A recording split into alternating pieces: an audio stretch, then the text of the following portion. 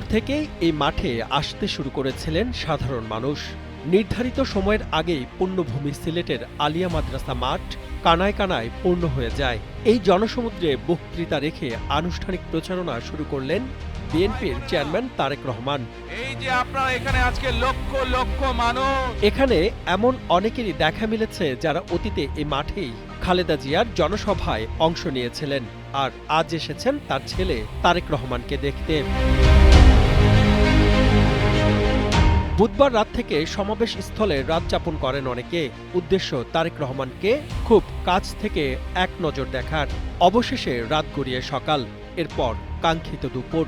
মঞ্চে দাঁড়ালেন তারেক রহমান, জানালেন দেশকে নিয়ে তার মহা পরিকল্পনার কথা। এই যে মানুষগুলো যাচ্ছে, এই মানুষগুলোকে আমরা বিভিন্নভাবে ট্রেনিং দিতে চাই। ট্রেনিং দিয়ে ভাষা শিক্ষার মাধ্যমে আমরা এই মানুষগুলোকে দক্ষ করে গড়ে তুলতে চাই। বলেন, নির্বাচনে ধানের শীষ বিজয়ী হলে দেশের মানুষের ভাগ্য উন্নয়নে কাজ করবে বিএনপি।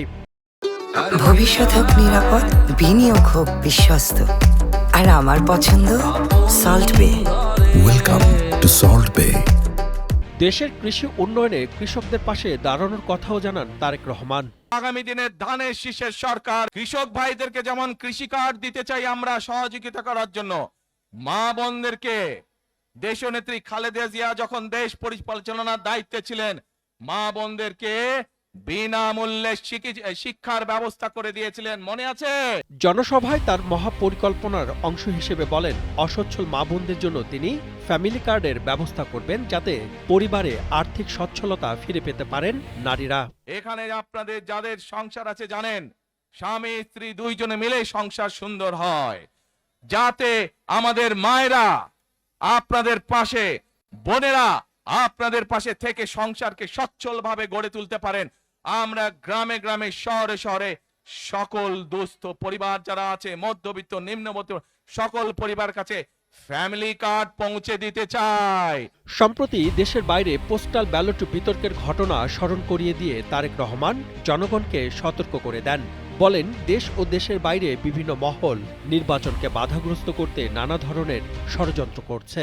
আমরা বিগত কিছুদিন ধরে খেয়াল করে দেখছি, বাংলাদেশের কোন মহল, এই দেশের ভেতরে কোন মহল ষড়যন্ত্রের চেষ্টা করছে। গত কয়েকদিন ধরে আপনারা দেখেছেন, পত্র পত্রিকায় এসেছে, বিভিন্ন সোশ্যাল মিডিয়াতে এসেছে, মধ্যপ্রাচ্য সহ বিভিন্ন দেশে পোস্টাল ব্যালট যেগুলো পাঠানো আছে সেগুলোকে কিভাবে ডাকাতি করা হয়েছে। যারা ভোটারদের বেহেশতের টিকিট দেওয়ার কথা বলছেন তাদের সমালোচনা করে তারেক রহমান বলেন, মানুষকে ঠকাতেই একটি দল প্রতারণার আশ্রয় নিয়েছেন।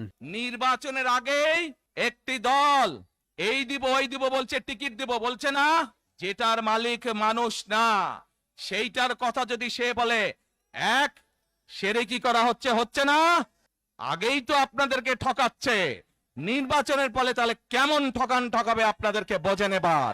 এর আগে সকালে কোরআন তেলাওয়াতের মধ্য দিয়ে বিএনপির প্রথম নির্বাচনী জনসভার কার্যক্রম শুরু করে। সাতমান সাকিব, কালের কণ্ঠ।